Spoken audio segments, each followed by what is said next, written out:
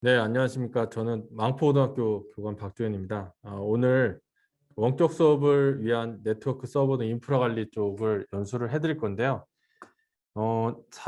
선생님들이 아무래도 이제 네트워크, 인프라 이런 용어가 들어가니까 좀 다가가는 게 좀 어려우신 것 같아요. 그래서 오늘은 이렇게 생각하시면 될 것 같아요. 그 원격 수업뿐만 아니라 온라인 교과서 활용 수업을 교실이나 아니면 다른 이제 뭐 특별실 아니면 그 외 기타 공간에서 했을 때 좀 갖추어야 될 게 뭐가 있는지, 그리고 네트워크 부분에는 뭘 체크를 해야 되는지, 그리고 학교에 이제 교내 네트워크를 새로 만들 때는 뭘 중점적으로 봐야 되는지, 이런 식으로 이제 자기의 어떤 생각을 좀 넓힌다고 생각을 하시고 들어주시면 좋을 것 같습니다. 중간중간에 궁금하신 거 있으면 채팅창을 이용해서 질문해 주시면 제가 그때그때 답변을 드리도록 하겠습니다. 편하게 들으시고 이따가 이제 잘 모르시는 거 아무거나 이제 얘기를 해 주시면 될 것 같아요. 어, 이게 제가 앞전에 썼던 낙서들이 쭉 있네요. 네, 새롭게 하겠습니다. 그 아마 이제 학교 현장에서 저희가 네트워크를 해요.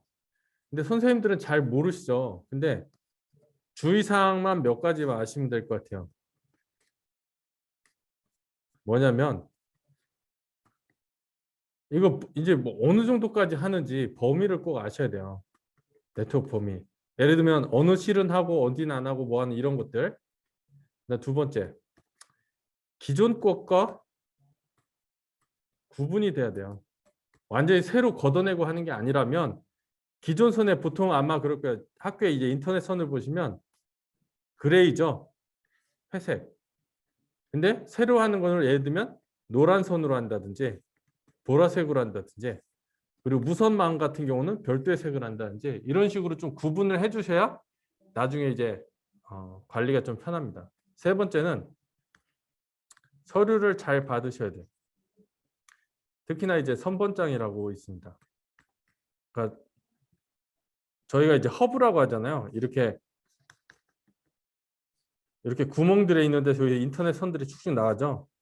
그러면 현재 요 선에 인터넷 선이 어디에 가서 꽂혀 있는지 그거를 나타내는 게 이제 선번장이에요. 이것만 있으면 나중에 학교에 이제 유지보수 업체나 뭐가 바뀌어도 선번장만 딱 주면 쉽게 AS를 받을 수가 있습니다. 이런 것들 그냥 참고로 아시고 이제 실제 본론에서 얘기를 하면서 말씀을 드리도록 하겠습니다. 이제 갑자기 작년에 코로나 때문에 참 고생을 많이 하셨잖아요. 한국판 뉴딜 사업에 이제 전 교실에 무선 와이파이를 구축해라라는 게 들어갔어요. 그래서 경기도 같은 경우는 지금 5월 중순까지면은 모든 교실에 이제 AP 공사가 끝나요. 이제 문제는 뭐냐면 AP를 구축했는데 그다음 뭘 쓸 거냐, 이게 가장 큰 이슈가 되고 있어요. 특히나 저희가 온라인 교과서 활용 선도학교인데 이제 AP 구축됐으면 더군다나 단말기를 살 수 있는 예산까지 줬습니다. 그러면 이제 수업을 어떤 방식으로 해야 될지 좀 고민을 해야 될 것 같네요. 이렇게 사실 지금 현장을 보면은 많은 변화가 있죠. 예, 학습 도구도 예전에는 데스크탑만 쓰다가 지금은 또 이제 노트북 쓰다가 이제 또 스마트 패드 쓰다가 뭐 이런 식으로 다양한 학습 도구가 변화가 있었고요. 작년에 코로나 때문에 이제 교육 장소가 교실 현장에서만 수업이 되는 게 아니라 재택에서도 할 수 있는 거고 어디든 원격지에서 비대면 교육이 가능하게 됐죠. 그리고 다양한 방법으로 이제 디지털 교과서 말고도 다른 게 있는데 참 아쉬운 게 이제 디지털 교과서가 특정 몇 개 과목 그리고 초등학교, 중학교에 국한돼 있어서 저희 같이 이제 고등학교에서는 좀 어려운 부분이 있었는데 온라인 교과서가 그러한 나머지의 어떤 뭐 단점을 좀 보완할 수 있는 그런 환경적으로 아니면은 자료들이 많이 좀 개발이 되었으면 좋을 것 같네요. 마지막으로는 저희가 이제 무선으로 되다 보면 클라우드를 많이 이용하는 환경이 됩니다. 사실 지금 뭐 AI 막 하지만 AI에 대해서 아직 구체적으로 정의가 나오진 않았어요. 그러니까 AI 자체는 인공지능이지만 학교 현장에서 AI를 활용해서 어떻게 할 건지에 대한 거는 아직도 계속 연구가 진행되고 있습니다. 우리가 온라인 교과서를 쓸 수 있는 환경을 세 가지로 한번 구분을 했습니다. 교사 혼자 쓰는 케이스하고, 그리고 모둠별로 쓰는 케이스, 그다음에 학생 1인 1 디바이스, 이 세 가지 유형으로 했는데요. 아마 보시면 아실 거예요.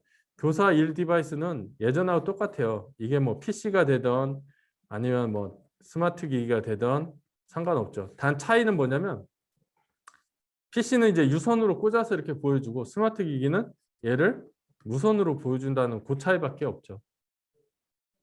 아마 교실에 대부분 TV 또는 프로젝터가 있을 거고요. 그리고 이런 기자재가 있죠. 그리고 그 다음에 없는 건 이제 미러링 부분인데 이거는 다시 얘기를 드릴게요. 이런 환경. 두 번째는 모둠별 1 디바이스 환경. 근데 예전하고 지금하고 이제 틀려야 될 게 예전은 1번 모듈, 2번 모듈이 있으면 한 사람이 거의 PC를 독점했어요. 왜? 너는 자료 정리하고 필기해 이렇게 했는데 지금은 모듈별로 해도 스마트 기기 한 대만 있는 게 아니라 본인이 갖고 있는 스마트폰도 다 활용을 해요. 그렇기 때문에 협업이 되는 거예요. 예전처럼 한 사람한테 하는 게 아니라 여기 있는 친구들도 스마트폰으로 자료를 정리해서 혹은 자료를 찾아서 클라우드를 통해서 협업을 하는 거죠. 가장 뭐 대표적인 게 우리가 많이 쓰고 있는 뭐 구글 드라이브를 쓸 수도 있는 거고 구글 프레젠테이션을 쓸 수도 있는 거고 뭐 젠보드를 쓸 수도 있는 거고 이런 다양한 앱이나 다양한 이제 그 프로그램을 이용해서 하는 거죠. 그래서 이 모둠별 디바이스를 활용해서 뭐 기본적인 정보의 생산이나 협업이나 의사소통 활동이 가능했죠. 이때는 이제 미러링 장치가 무선으로 요게 필요가 됐어요. 왜냐하면 모둠별로 발표할 때 발표자를 갖고 와서 앞에 있는 교사용 PC에 있는 선 뽑아서 얘를 연결하고 이렇게 할 필요가 전혀 없다는 거예요. 무선 미러링은 모둠별로 전송하기만 하면 해당되는 모둠의 화면이 나오고 그다음 끝나면 B라는 모둠에서 전송하면 B라는 모둠의 내용이 나오고 이렇게 된다는 겁니다. 그 부분도 이따가 뒤에서 좀 더 구체적으로 설명을 해드리겠습니다.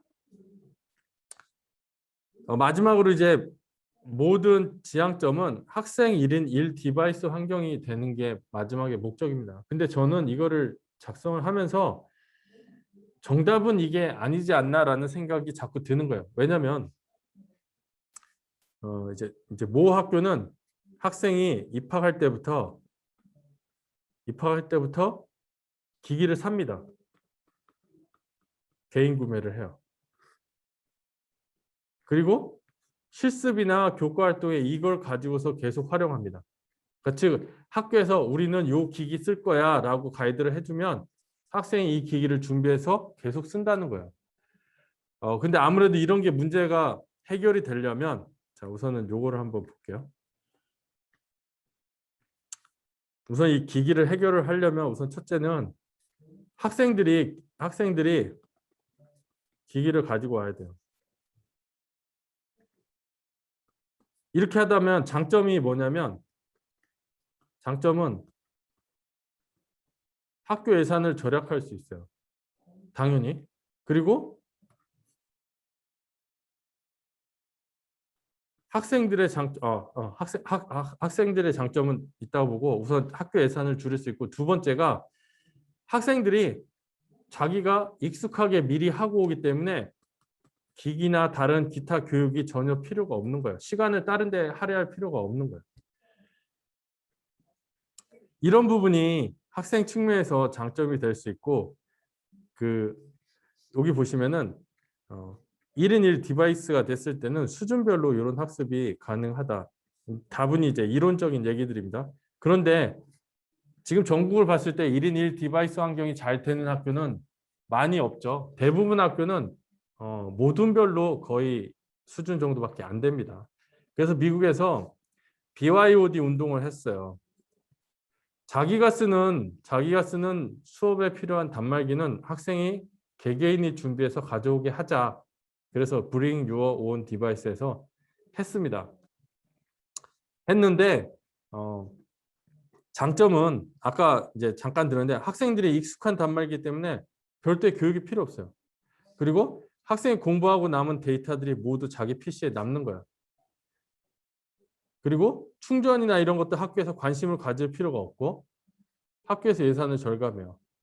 근데 단점은 이게 가장 큰 단점이에요. 서로 다른 운영체질이나 호환성이 어렵다. 어느 특정 선생님이 우리 한번 한글 프로그램에 대해서 한번 정리해 볼래? 이렇게 했어요. 한글에다 문서를 작성해 보라고. 근데 학생마다 쓰는 프로그램이 틀려요.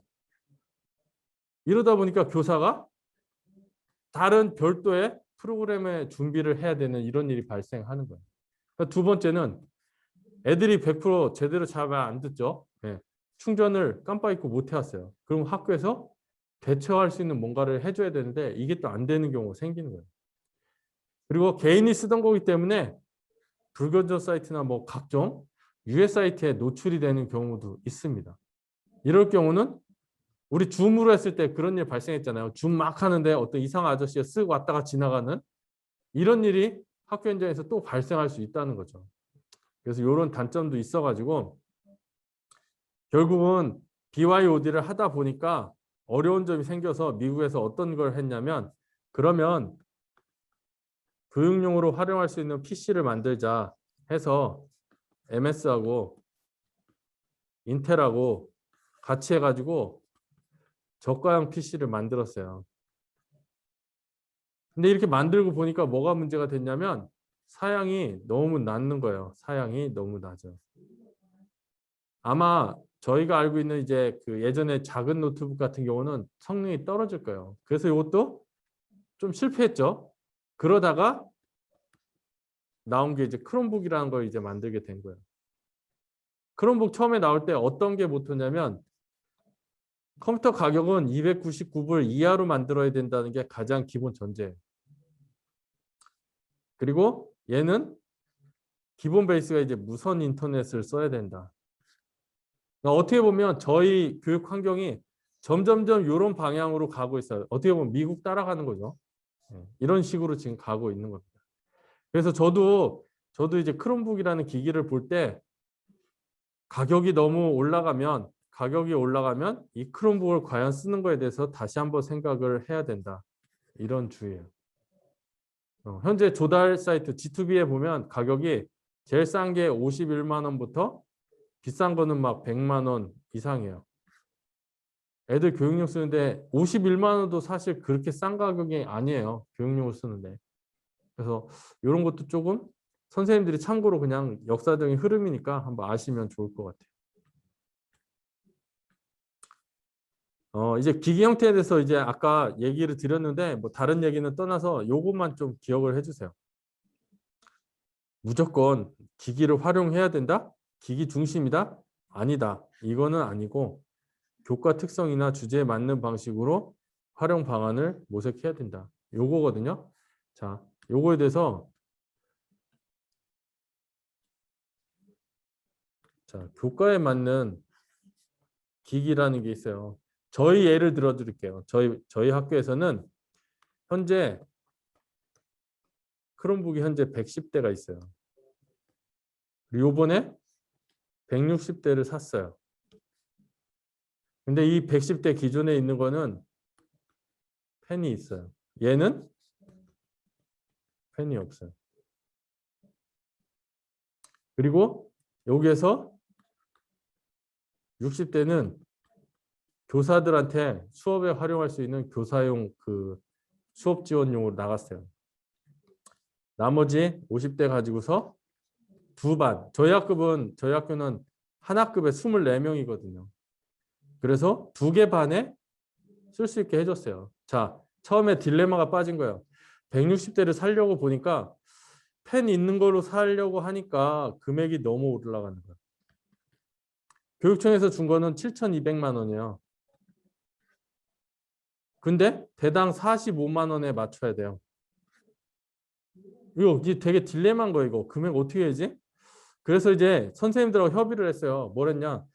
우리 45만 원에 뭔가를 하기에는 좀 어렵다. 그러면 그럼 과연 우리가 쓰려는 이 스마트 단말기에 펜이 꼭 필요할까? 모든 교과가 펜을 쓸까? 이런 거를 고민을 해봤어요. 그래서 결론은 우리 기존에 펜 있는 거 2개 반 정도 나오니까 교과에서 펜이 필요한 거는 요걸로 해드리고 펜이 없어도 되는 부분은 교과가 이러이러 부분은 우리가 검색이나 자료를 애들이 생산하거나 이런 쪽이라면 차라리 이런 쪽으로 지원을 해주자라고 해서 저희가 했어요. 해서 저번 주에 이제 제품이 결정이 됐어요. 낙찰이 얼마 됐냐면 이렇게 됐어요. 39만 5천 원에 단말기가 한 대씩 계약이 됐습니다. 그러면 훨씬 더 예산으로 봤을 때는 7,200에서 한 900만 원 정도가 예산이 남아요. 이제는 이런 일이 발생한 거예요. 그래서 이제 선생님들이 무조건 그 기업에서 제시하는 업체에서 제시하는 요거대로 할 필요는 없다. 선생님들이 결정하셔가지고 수업에 과연 뭐가 필요한지는 선생님들이 결정하시면 된다. 저한테 막 오늘도 한 2통화 받았어요. 밴드에다 제가 글을 막 써드리고 도움을 드리고 하니까 이제 질문을 막 하시는 거예요. 아, 이거 어떻게 해야 될까요? 제가 이제 교육청에서 5년 있으면서 4년 동안 학교에다 크롬북을 보급했어요. 그러다 보니까 크롬북에 대해서는 진짜 누구보다도 다 더 설명을 할 수 있다는 생각이 드는 거죠. 어쨌든 그건 이제 그런 얘기고요. 그래서 이제 제일 중요한 거는 수업 방식, 수업 주제, 교과 특성을 고려해서 꼭 기기를 결정을 해주십사 해달라는 겁니다. 왜냐하면 어느 교과는 사실은 크롬북이 아니라 패드가 필요할 수도 있어요. 그러면 그 교과의 특성을 잘 이해를 해주시면 더 좋을 것 같아요. 일반적으로 우리가 온라인 교과서를 이렇게 활용할 때 실드를 이렇게 구성을 한번 해봤어요. 근데 여기서 이제 저도 참 그런 게 일반 교실에서 책상과 의자가 있는데 제가 예전에 그 연수를 할 때 이렇게 했어요. 미래가 돼도 학교에서 바뀌지 않는 게 뭐냐 했을 때 1번으로 제가 꼽은 게 뭐였냐면 칠판이었어요. 이 녹색 칠판은 학교가 생긴 이래 변화가 없더라고요. 책상과 의자도 똑같아요. 거의 그냥 특별하게 변화된 게 많이 없어요. 근데 이제 외국 같은 데를 보면 굳이 책상과 의자가 없는 교실도 있어요. 왜냐면 저희가 모둠별로 수업을 할 때 꼭 책상 위에 이렇게 앉아서 해야 되는 게 있을까요? 이거 없어요. 모둠이라 했을 때 그냥 바닥에서 이렇게 둥그렇게 앉아서 할 수도 있어요.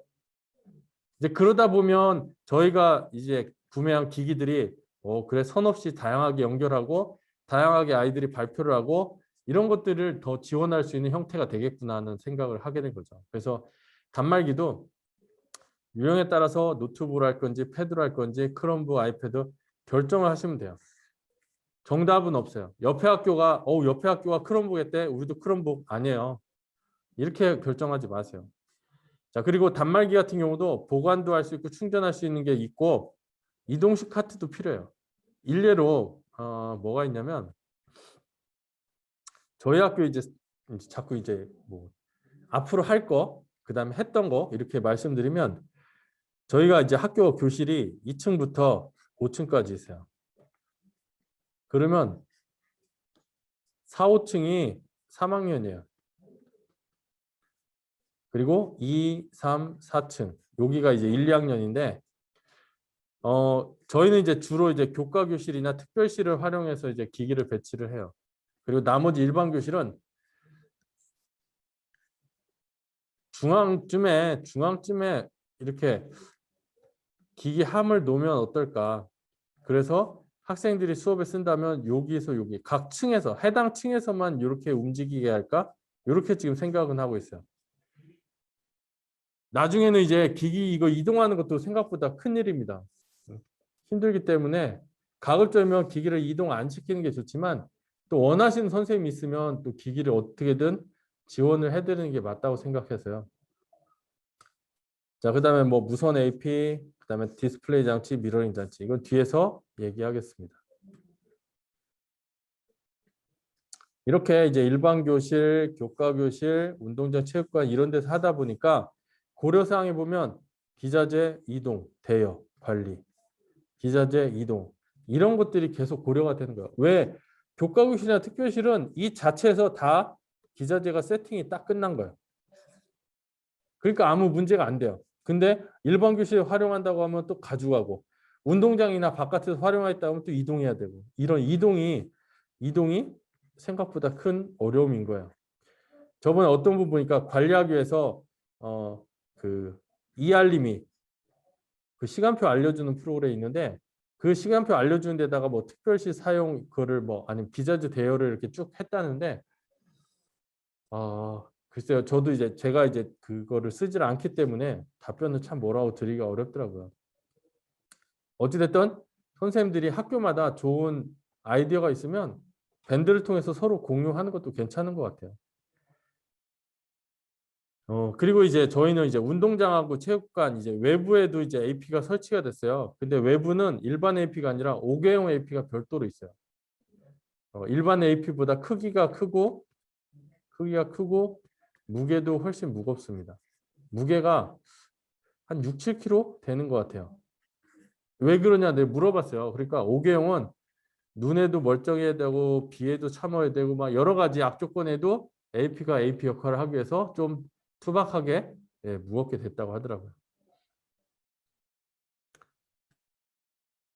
어, 뭐 이런 것들은 아마 선생님들이 많이 아실 거고 자, 요거 하나 더 알려드리면 선생님들이 저희 이제 작년부터 이제 원격 수업 하면서 어려움을 겪었던 게 서로 다 요구하신 거예요. 우리도 다 듀얼 모니터 쓰게 해주세요. 한 화면에는 선생님 화면 공유, 한 화면에는 학생 모습을 보고 싶어요. 근데 사실 모니터가 학교에 여유가 많아가지고 다 듀얼을 못 해드렸어요. 그러다가 선생님들이 노트북은 한 대씩 가지고 있잖아요. 저희는 선생님들한테 크롬북을 한 대씩 드렸어요. 그래가지고 크롬북을 외부 모니터로 쓰는 방법이 없을까 고민을 하다가 노트북에다가 이 스페이스 데스크라는 프로그램을 하나 설치하고 크롬북이나 스마트 패드에 요 앱, 스페이스 데스크 앱을 하나 설치를 하면 요 두 개가 화면이 공유가 돼요, 서로. 그래서 노트북 1번이 스크린 1번, 크롬북이 스크린 2번에서 화면을 확장 모드로 쓸 수가 있어요. 그래서 요거를 알려드리니까 선생님들이 이제 크롬북을 조금 더 다시 보게 된 거죠. 예, 쓸모 있는 기기로 그렇게 본 거죠. 사실 온라인 교과서를 제작하기 위해서는 저번에 연수를 보고 좀 이런 표현을 쓰는지 맞나 모르겠는데 약간은 실망을 했어요. 왜냐면 포토샵 연수가 진행되는 걸 막 듣는데 선생님들이 댓글 쓰는 걸 쫙 봤어요. 보니까 야 이거 저는 이제 제가 교과 예전에 정보를 했기 때문에 야 정보를 담당한 선생님이라도 이거 포토샵 강의 이해하기가 조금 어렵겠다. 그랬는데 일반 선생님들 보고 포토샵으로 이 정도 수준의 퀄리티를 한다? 좀 어려웠어요. 그런 부분들. 그래서 저희는 선생님들한테 막 이것저것 많이 사드렸어요. 뭐 마이크도 사드리고 뭐 쓰면은 필기를 하면은 녹화되는 것도 사드리고 그다음에 이런 솔루션들도 사드리고 그다음에 패드 보관하는 거 그다음 패드 뭐 이런 것들을 다 사드렸어요. 근데 이제 중요한 거는 이런 게 있더라고요. 다 사드리고 다 좋은데 제가 이제 하고 난 뒤에 이제 세 가지를 딱 정리를 했어요. 결론은 뭐 온라인 교과서 활용 선도학교도 똑같다. 교사가 가장 손쉽게 다룰 수 있는 프로그램 중심으로 온라인 교과서를 만들고 활용할 수 있게 해줘야 된다. 이거는 정말 시간 낭비할 수 있어요. 아니 맨날 포토샵 아니 맨날 파워포인트로 자료를 만들고 이런 분한테 갑자기 포토샵을 들이밀고 이걸로 꼭 하세요 이러면 안 돼요. 학교에서는 그거 안 될 거라고 분명히 봐요. 그래서 친숙하게 쉽게 할 수 있는 거. 어느 분은 파워포인트로 계속 잘 만드신다 그럼 파워포인트. 어느 분은 한글에 있는 뭐 쇼로 만든다. 한 쇼 가지고 하면은 한 쇼 가지고 하는 거고. 뭐 이런 식으로 그 교사가 할 수 있는 거를 다양하게 해주는 게 더 낫다. 나 두 번째는 제작과 편집에 너무 많은 노력 들이지 마시라고 했어요. 작년에 올해도 본인이 이제 자기 수업자를 위해서 녹화를 뜨세요. 한 20분 분량을 녹화를 뜨셨어요. 근데 이 20분 찍은 거를 가지고서 이분이 편집을 2시간 하셨어요. 이러면 한두 번은 이렇게 할 수 있어도 이거를 매 차시마다 이렇게는 못해요. 제가 하지 말라고 했어요, 이거. 아이들하고 수업할 때 그냥 틀리면 틀린 대로 이렇게 쓰시고 말하다 말이 꼬이면 그냥 다시 한번 설명, 다시 하세요. 그래서 이제 결론적으로는 우리가 수업에 집중하는 거지 이렇게 부수적인 자료를 만드는데 더 시간을 할애하지 말자라고 해서 이제 그거를 얘기를 해드렸고, 세 번째는 옆 학교에 뭐가 좋다고 해서 우리도 이렇게 사는 거 이거 하지 말자. 옆 학교는 옆 학교마다 구성이나 인적 자원이 이게 다 틀려요. 근데 우리 학교에 그 내용을 적용할 수 있다? 그거는 교과별로 판단을 하셔라. 똑같이 할 수 있다 그러면 그런 거에 대해서 하는 거는 문제가 안 되지만 막연히 그냥 누가 뭐 샀다고 뭐 좋다고 해서 그걸 사는 거는 좀 아닌 것 같다. 이렇게 가이드를 해드렸어요. 이렇게 이제 스마트 기기로 수업을 하다 보니까 아무래도 선생님의 화면을 보여주는 게 굉장히 중요하잖아요. 예전에는 소프트웨어 미러링도 많이 썼었어요. 가장 대표적으로 뭐 모비즌 썼고 뭐 iOS 같은 에어서버 쓰는데 에어서버는 지금도 사용이 가능하고요. 얘는 이제 장사가 안 되는지 유료화한 뒤로는 별로 구매를 안 했어요, 사람들이. 내년 2월이면 서비스 종료한다고 이제 안 한다고 아예 공표를 했더라고요. 그 외에 이제 하드웨어 미러링이 좋은데 당연히 하드웨어 미러링은 전부 무선입니다. 근데 여기서 저는 이제 저희 학교에 이제 미박스로 이제 세팅을 하려고 지금 계획을 세우고 있어요. 이유는 뭐 iOS 애플께 있으면 당연히 애플 TV를 가지고 하시는 게 더 좋을 거예요. 근데 저희는 이제 크롬북이 크롬캐스트, 딜라이브, 미박스 요 세 개가 다 맞아요. 맞는데 크롬캐스트는 좀 적어요.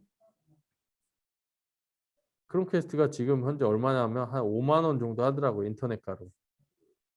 딜라이브는 한 7에서 16만 원 정도 해요. 미박스는 한 6에서 7만 원 정도 하는 것 같더라고요. 근데 이 두 개는 딜라이브는 한국에서 만들었고 크롬캐스트는 구글에서 만들었는데 정식 수입이 돼요. 근데 미박스는 정식 수입이 안 돼요. 그래서 직구로 샀어요. 직구로. 팁을 드리면 학교에서 개인 통관부까지 넣어가면서 직구로 안 사주는 학교가 많이 있을 거예요. 그런 데는 유지보수 업체한테 이런 말 해드려도 되나 모르겠네요. 유지보수 업체한테 우리 이 제품 필요한데 당신네들이 수입해가지고 가지고 와. 대신에 거기에다가 약간의 고생한 수수료 계산할 테니까. 이렇게 해드렸어요. 이렇게 해드리면 6, 7만 원이 아니라 여기다 대당 뭐 1만 원씩만 플러스 해주면 그래도 7, 8만 원 정도면 되지 않을까라고 생각을 했어요. 왜냐면 저희 학교만 해도 한 대 사는 게 아니라 못해도 20대 이상을 사야 되거든요.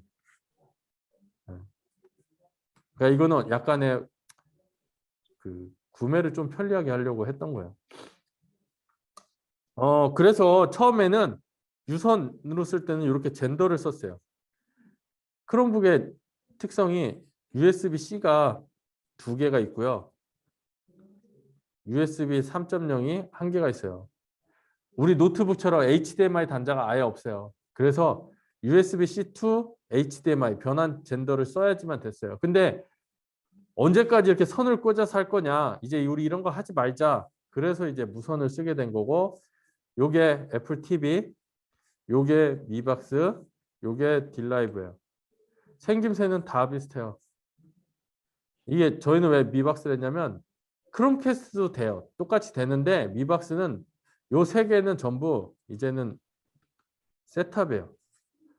집에 요새 TV 보시려면 셋탑 없으면은 불편하잖아요. 다양한 채널도 나오고 얘가 이제 그런 역할들을 하는 거예요. 그리고 요 리모컨에서 빨간색 마이크 한번 딱 눌러고 내가 원하는 콘텐츠 얘기 딱 하면 기존의 콘텐츠들 유튜브에 있는 것들 다 검색을 해줘요. 그래서 수업 시간에 또 다른 자료를 활용할 수 있는 좋은 테마가 되더라고요. 그래서 이왕 1, 2만 원 더 주고서 차라리 위박스 쓰는 게 훨씬 더 안정적이고 빠르게 쓸 수 있는 그런 장점이 있더라고요. 그래서 이것만 잘 해결했으면, 왜냐면 지금 이거는 저희 있는 연구부장님, 그 온라인 교과서 활용 선도학교 연구부장님하고 저하고 둘이 제품 갖다 놓고 테스트하고 써보고 그렇게 해서 이제 내린 결론들이에요. 이제 망 구성할 때 지금은 교육부에서 다 구축을 해주죠. 그러니까 뭐 선생님들이 특별하게 신경은 안 쓰셔도 돼요. 안 쓰셔도 되는데 선생님들이 아셔야 될 거는 이것만 아시면 돼요. 무선이 구축되면 어떤 유형의 수업을 할 건지. 왜냐하면 이거에 따라서 트래픽이 결정돼요. 무선의 속도가 중요하죠. 예.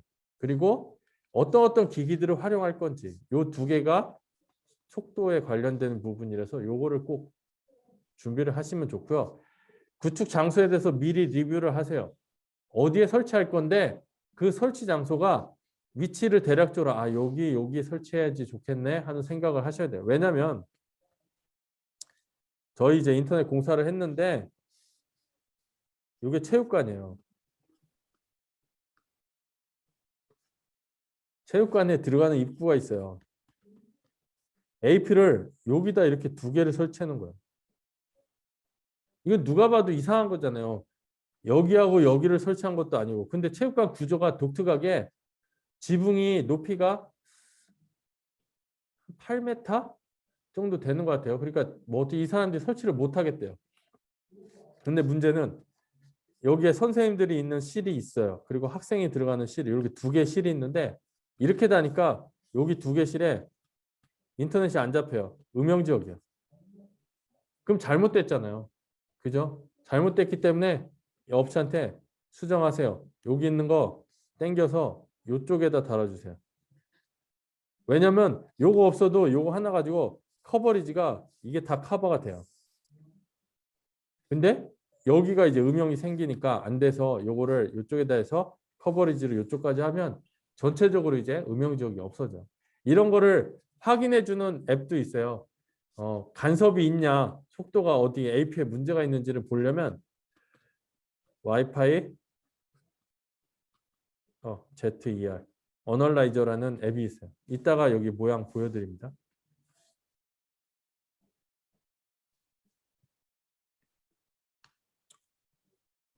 뭐 이거는 그냥 쭉 보시면 될 것 같아요. 특별한 건 없어요.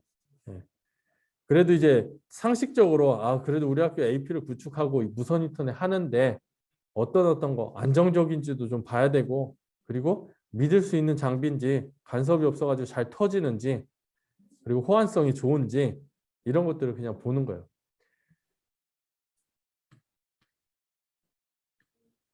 자, 이제 구조를 잠깐 보시면 네트워크가 사실은 어렵다 하지 마시고 보통 선은 통신사에서 뭐 KT가 됐던 SK가 됐던 LG가 됐던 뭐 통신사에 선이 들어와요.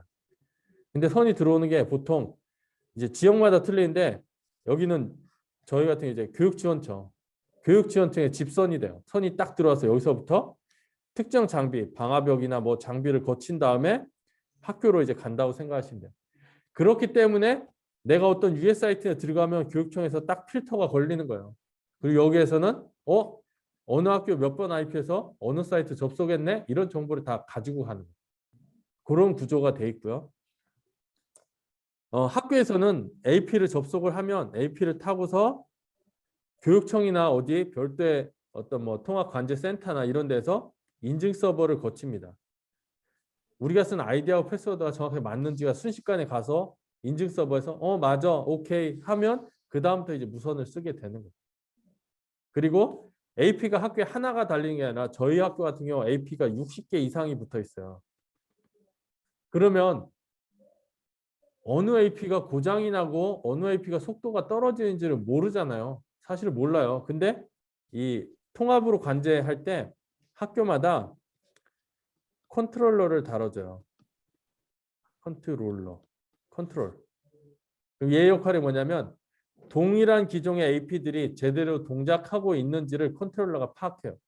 그래서 관제하는 사람이 어느 학교에 무선 몇 번 AP, 몇 층에 있는 몇 번 AP가 지금 장애가 발생해서 인식이 안 돼. 그거를 미리 알고 학교에다 우선 전화를 해요. 선생님 몇 층에 있는 AP가 뭐가 문제가 있어요. 한번 봐주세요 하고 보고 조치가 안 되면 그 다음에 이 사람들이 이제 가서 수리를 하거나 뭐 이제 장애를 대처를 하는 거죠. 이런 것들이 돼 있고요. 그다음에 뭐 POE 스위치는 뒤에서 얘기를 할 거예요. 그다음에 여기 나와 있는 게 이제 윕스 서버라는 거를 얘기를 해드릴 건데 무선 인터넷이 100%다 돼야 되는 건 아니에요. 예를 들면 교육청 같은데 나이스 서버들이 있는 곳이 있어요. 나이스 큰 시스템들인데 여기는 100% 무조건 유선 접속만 오케이예요. 절대 무선 못 쓰게 해요. 그럼 이런데 주변에 있는 AP들이 신호가 막 들어와요. 그럴 때 이 AP 신호를 다 죽여야 되겠다. 그럴 때 쓰는 게 바로 교육청단에 서버를 만들어 놓고 요 옆에다가 윕스 센서라는 걸 살짝 붙여놔요. 그러니까 AP보다 좀 작은 것들이 천정에 붙어 있는 거야. 얘네는 뭐냐면 주변에 AP 신호를 탐지해서 차단을 시켜버리는 역할을 하는 거예요. 우리가 급할 때 스마트폰 테더링해서 무선을 쓰잖아요. 그런 것까지도 얘는 다 차단을 시켜버려요. 그게 이제 윕스입니다. 윕스.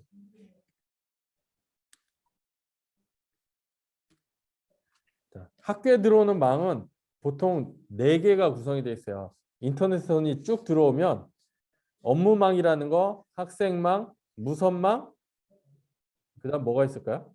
업무망, 학생망, 무선망, 공인망, 공인 IP를 쓰는 망이 하나 있어요. 즉, 이 공인망이 뭐냐면 학교의 자체 홈페이지 서버를 운영한다든지 별도의 서버를 운영하는 학교는 이 공인망에 물려서 서버들을 구성을 하면 돼요. 근데 아마 대부분의 학교가 요거는 안 건드리실 거예요. 자, 업무망은 주로 이제 선생님들이 있는 교무실 같은 데가 전부 업무망으로 되어 있어요. 그래서 나이스가 원활하게 접속이 되는 데가 업무망. 학생망은 쉽게 얘기하면 나이스가 접속이 안 되는 망이에요. 실습실, 뭐 중등 같은 데는 교실 이런 데가 전부 학생망입니다. 무선망도 마찬가지.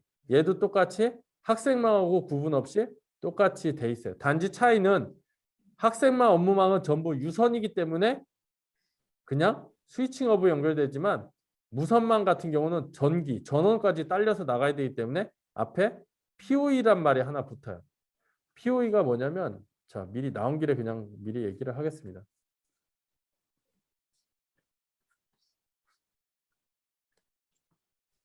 파워 오브 인젝션이라는 뜻이에요. 그냥 뭐냐면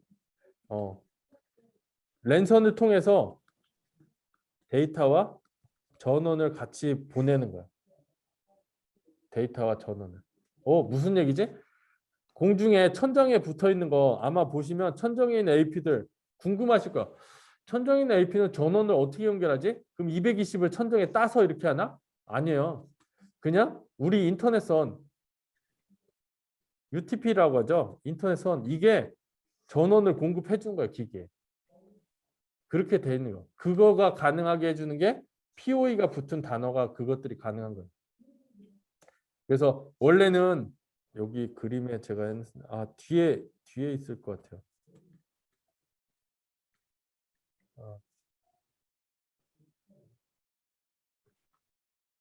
원래는 지금같이 그냥 POE 허브가 없을 때는 이런 인젝터를 하나 사가지고 인터넷 하나 꽂고 여기서 선 뽑아서 AP로 집어넣으면 돼요. 이렇게 해주면 되는데 만약에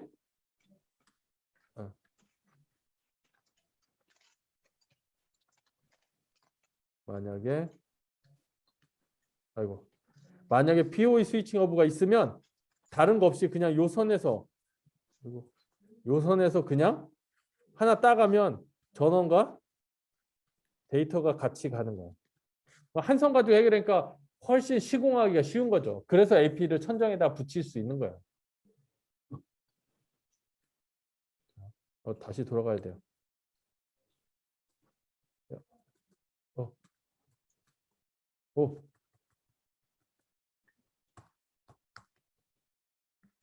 이제 다시 안 돌아가겠습니다. 그냥 설명하고 나중에 뒤에 나올 때 다시 설명을 드릴게요. 네, 그럼 여기 갈게요. 자, 그래서 이게 저희 학교 이제 설치한 모습이 이런 식으로 됐어요. 자, 앞으로 망을 추가로 구성하실 때는 기존 케이블하고 구분하기 위한 다른 색깔을 쓰세요. 저희는 그래서 보라색을 썼어요. 그 천정을 딱 까보면 아, 보라색 이거 우리 무선망이야. 딱 한눈에 알 수 있어요. 그리고 선생님들이 이제 나중에 공사가 끝나면 이 선본장이라는 거 꼭 받아 놓으셔야 돼요. 예를 들면 요 스위치의 1번 단자가 몇 층에 있는 POE 1번으로 갔는지, 그리고 여기 있는 2번 단자가 몇 층에 있는 POE 몇 번 단자로 갔는지, 이거를 기록해 놓은 게 이제 선본장이에요. 이게 있어야지 나중에 다른 업체나 누가 와서도 유지보수가 되지. 이거 없으면 공사한 사람 외에는 몰라요. 선을 다 땡겨봐야 되는 거예요, 이게. 그러니까 이게 어렵다는 거죠. 그리고 관리를 할 때 장애가 나지 않게 하기 위해서 선을 두 가닥씩 AP에다 다 집어넣었어요. 자, 무슨 얘기냐? AP가 있는데 여기 랜선 꽂는 게 두 개가 있어요. 그 두 선을 다 꽂잖아요. 그럼 뭐가 좋으냐면 한 선은 액티브예요. 지금 실행되고 있는, 즉 사용하고 있는 거예요. 또 한 선은 스탠바이예요. 대기. 그래서 액티브한 선을 쓰다가 중간에 이게 벽을 통해서 이렇게 막 가잖아요. 중간에 장애가 발생해서 어디가 끊어졌다. 그러면 대기하고 있는 스탠바이가 액티브가 되는 거예요. 그래서 장애를 줄이는 거 효과가 있는 거죠. 그리고 대부분의 구성이 광 케이블을 씁니다. 근데 광 케이블로 쭉 가서 POE까지는 어쨌든 광으로 가요. 근데 PO에서 광 컨버터나 뭘 써가지고 여기서 우리 일반 쓰는 인터넷 선인 UTP를 가지고서 이제 AP에다 가요. 그렇게 되면 광은 기본적으로 속도가 빠르기 때문에, UTP는 지금 저희가 기가인데 광은 이제 뭐 10기가 이상의 속도를 내고 있기 때문에 훨씬 빠르게 쓸 수 있다고 생각하시면 돼요. 원래 교사용 노트북은 여기 그냥 참고로 썼는데 교내 무선망에는 불가해요. 접속할 수 없어요. 왜냐면 교사용 노트북은 업무용이에요. 나이스 업무 쓰라는 거지 수업에 가서 쓰라는 목적은 아닙니다. 그렇기 때문에 저희는 이제 수업에 활용한 기기를 교사 1인당 하나씩 지원해 주자. 그래서 이제 지원을 해드리게 된 겁니다. 시간이 좀 많이 갔는데요. AP하고 공유기 특징이 있는데 예전 상식하고 지금 상식하고 틀립니다. 무조건 성능이 나쁘면 공유기? 아님. 요즘은 공유기도 비싼 거는 훨씬 성능이 좋아요. 네. 그리고 7, 8년밖에 안 된다? 가격도 비싼 것도 있어요. 그러니까 이거의 차이를 아시고 싶은 방법은 일반적인 공유기는 전부 220 플러그를 써요. AP는 주로 부착을 천정해야 하기 때문에 얘네는 POE로 전원을 받을 수밖에 없어요. 그 차이가 가장 큽니다. 요거 가지고서 구분하시면 돼요. 천정에 220을 빼가지고 그러면 모든 교실마다 멀티탭이 천정에 들어가 있고 그 전기가 만약에 누전되거나 하면은 엄청나죠. 네. 자, 아까 말씀드린 게 이거예요. 와이파이 어널라이저라는 앱을 깔고 실행을 하시면 주변에 있는 AP 신호를 다 측정해요. 그래서 이렇게 예를 들면 여기하고 보면 이렇게 여기 겹치는 데가 있죠. 이렇게 겹치는 데가 이제 간섭이 있는 거예요. 여기 빨간 것처럼 여기는 간섭 없이 이렇게 높이가 높으면 속도가 훨씬 세다는 거예요. 한 번쯤은 이걸 한번 확인해 보시는 게 좋아요. 특히나 어느 공간에 가면 AP가 서로 와가지고 간섭을 주는 데가 있어요. 그러니까 그걸 한번 보시라는 의미. 어제도 업체 가서 확인하는데 요 와이파이 어널라이저 앱을 깔아가지고 신호를 측정하더라고요. 제대로 된 신호가 나오는지, 그리고 음영 지역이 없는지 그런 것들을. 그리고 뭐 충전함 같은 경우는 보시면 되는데 이것도 싼 거는 수십에서 수백이에요. 기능이 뭐 충전, 보관, 살균, 동기화, 그다음 화재 보험이 들었는지 인증을 받은 정식 제품인지 이런 것들을 확인하시고, 비싸기 때문에 뭐 멀티탭에 꽂아가 쓰시는 거 아무 문제 없어요. 쓰셔도 돼요. 다만 이제 여름철 같은 때는 화재에다가 정말 유의하셔야 돼요. 뭐 과열이 된다든지 여름에 비 오고 막 하면은 뭐 누전이 된다든지 막 빗물에 이런 것들. 그리고 이동할 때는 저는 요 외건 같은 거를 추천을 해요. 보통 20, 30대는 충분히 이런 밀차 가지고 가져갈 수 있기 때문에 그거 가지고 쓰시는 게 조금 더 다양할 겁니다. MDM이라고 있는데 그냥 하나 프로그램을 딱 설치하고 이걸 똑같이 복사한다고 생각하시면 돼요. 동기화를 해주는 거. 근데 별도로 사야 돼요. 11,000원. 크롬북은 CU라고 있는데 이것도 별도로 사야 돼요. 4만 원이가 44,000원. 근데 저희는 160대 살 때 이 CU를 안 샀어요. 왜? 160대 4만 원 하니까 640만 원. 저는 제가 선생님들한테 했어요. 크롬북 고장나고 파손되면 변상 조치하지 말고 이 돈 가지고서 차라리 몇 대를 살 수 있냐면 한 12세대 살 수 있어요. 차라리 12세대 이거 안 하고 그냥 이걸로 교체해 주자. 그런 주예요. 관리를 할 필요가 없어요. 왜냐면 관리를 하는 순간 이거 자체가 선생님들 일이에요. 크롬북은 그래도 나은 게 애들 막 쓰다가 그냥 괜찮다. 쓰다. 그러면 이거 포맷할게. 포맷하는데 걸리는 시각 20초. 선생님도 관리 안 하다가 특정일에 그냥 이상하다 하면 그 자리에서 그냥 딱 한번 해주면 돼요. 대신에 관리하는 계정은 동일하게 묶어주면 선생님들이 편하다는 거야. 그래서 여기 써 있는 게 이거예요. 모든 크롬북에 동일 관리 계정을 넣어서 해달라. 그래야지 나중에 선생님이 편해요. 나머지는 뭐 이런 것들 써서 관리해주면 된다. 예, 특별한 거 없습니다. 그리고 저희는 크롬북 펜이 이렇게 작은 이런 거예요. 근데 인터넷에 보니까 저런 게 있더라고요. 네, 네, 메신저를 켜놨나 보네. 인터넷 보면 이렇게 펜 홀더라는 게 있어요. 여기 뚜껑 따면 이 펜이 여기 안에 들어가고 잠글 수 있어요. 대략 한 6,500원 정도 하거든요. 요거 쓰면은 필기하는 펜을 정말 풀 사이즈 펜으로 편하게 할 수 있어요. 참고로 그냥 이거는 그런 거고요. 뭐 이거 넘어가고요. 이런 거를 쓰면 크롬 리모트 데스크탑을 쓰면 크롬북이나 패드에서 현재 내 노트북에 있는 화면을 다 가지고 와요. 그래서 여기서도 직접 나이스를 접속해서 쓸 수가 있어요. 참고로 알아두시면 좀 도움이 될 것 같아요. 그래서 선생님들이 크롬북을 가지고 교실 현장에서 내 원하는 수업을 프로그램이 실행 안 돼서요. 이런 말이 이제 안 나오는 거예요. 원격으로 붙어서 다 되니까. 다만 기존 방식 내가 하던 방식하고는 좀 틀리니까 불편함은 조금 있을 수도 있어요. 지금은 와이파이 6. 네. 지금 구축한 AP는 당연히 와이파이 6가 지원되는 게 맞아요. 네. 왜냐하면 속도가 얘는 10기가까지 지원을 해줘요. 기존의 9형 같은 경우는 2.6기가밖에 안 돼요. 근데 또 단점은 최신 기종 이거기 때문에 접속이 안 되는 노트북이 있어요. 오래된 것들은. 근데 이거는 AP 설정에서 다른 설정을 하나만 해주면 똑같이 다 사용할 수 있게 해줄 수 있습니다. 예, 이런 모양이죠. 이런 모양으로 떠요. 휴대폰에도 이런 비슷한 모양이 뜨죠. 와이파이에 이렇게 뜨죠. 이렇게 하고 여기에 숫자 6 이렇게 써 있을 거예요. 와이파이 6는 최대 10기가 이렇게 됩니다. 네, 저를 찾는 사람이 있네요. 이런.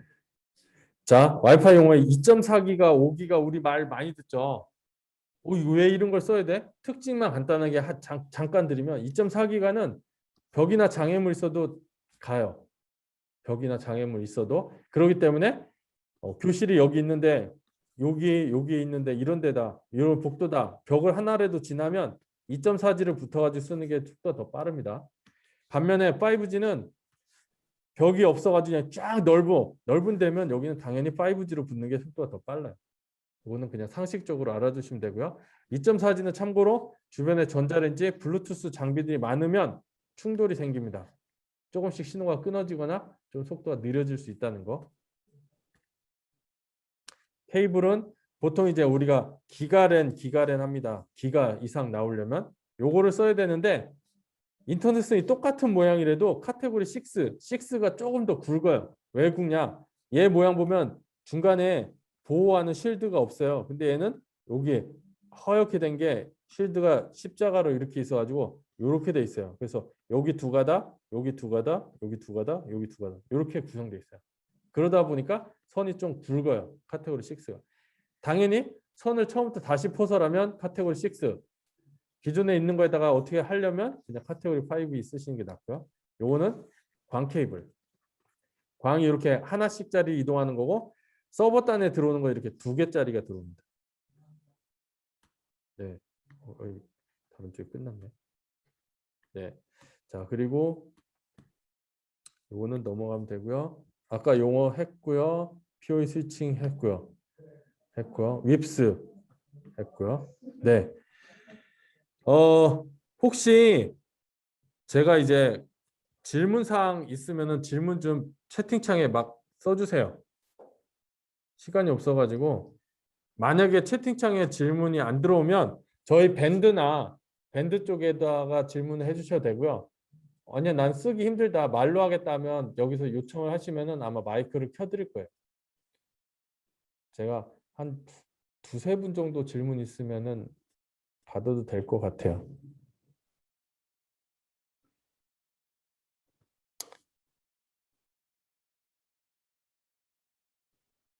없으신가요?